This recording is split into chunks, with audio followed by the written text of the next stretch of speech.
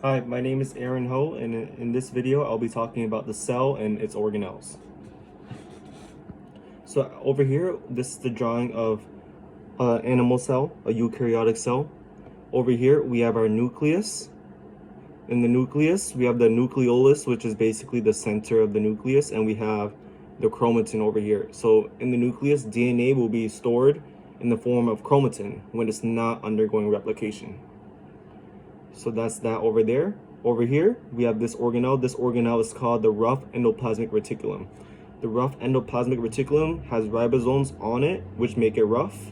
And these ribosomes help synthesize proteins. As you can see over here, there are ribosomes scattered all over the cell, which are the red dots.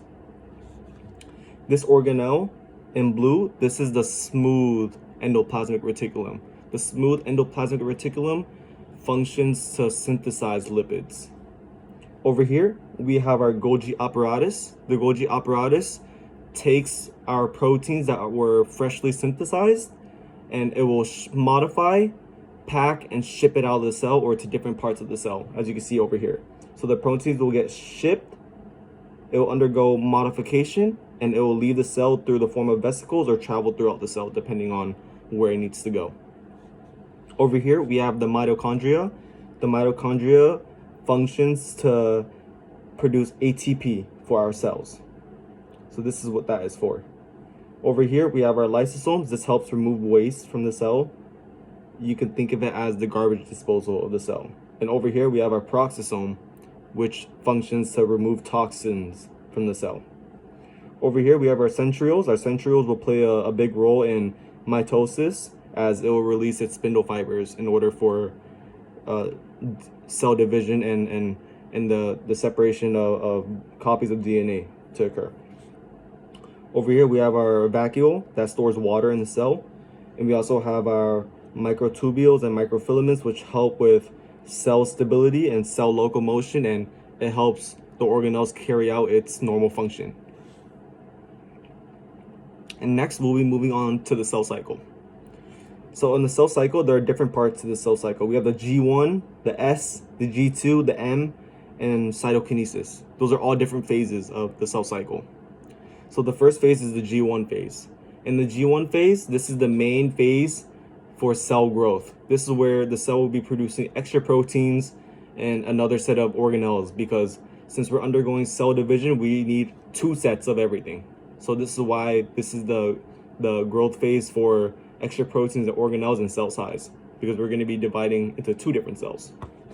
Next up, we have the S phase. The S phase is where DNA will become synthesized and copied, because we need two copies for two cells, two identical cells. Moving on, we have the G2 phase. The G2 phase is going to have extra growth, extra cell growth, and there's also going to be a checkpoint in this phase where it checks if the synthesized DNA has any errors or any mutations. Because if there is a case where there are errors or mutations, the DNA would have to be recopied again. And moving on, we have mitosis. Mitosis is composed of prophase, metaphase, anaphase, and telophase, which are 4 different stages. And after that, we follow up with cytokinesis, which is where the cells, the identical daughter cells, will completely separate from one another and be their own identical cells.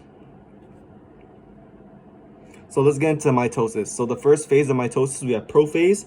As you can see in prophase, we have our centrioles over here. These centrioles will play a big part in mitosis, right? But in prophase, we can see that the nuclear envelope starts to dissolve and break down. And we see our 4 chromosomes over here, with 2 sister chromatids making up each chromosome.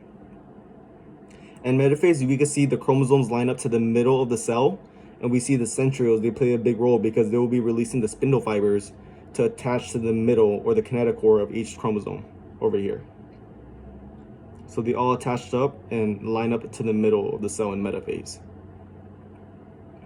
In anaphase, these spindle fibers will pull apart and bring each copy of the chromosome to opposite polar ends of the cell. As you can see, this singular cell is starting to separate, and it slowly will form 2 different cells, as you can see in telophase. In telophase, you can see that there's a cleavage furrow forming right over here. You can see the cleavage furrow forming, and you can see the formation of 2 different cells happening. And over here, you can see that the nuclear envelope starts to reform again once the chromosomes are on each respective side. And you can see that the centriole has pulled all the chromosomes to each side, which allows it to reform its nuclear envelope again. And in the last stage of the cell cycle, we have cytokinesis. And this is where the cells are completely done with cell division, and there's two identical daughter cells, as you can see right over here.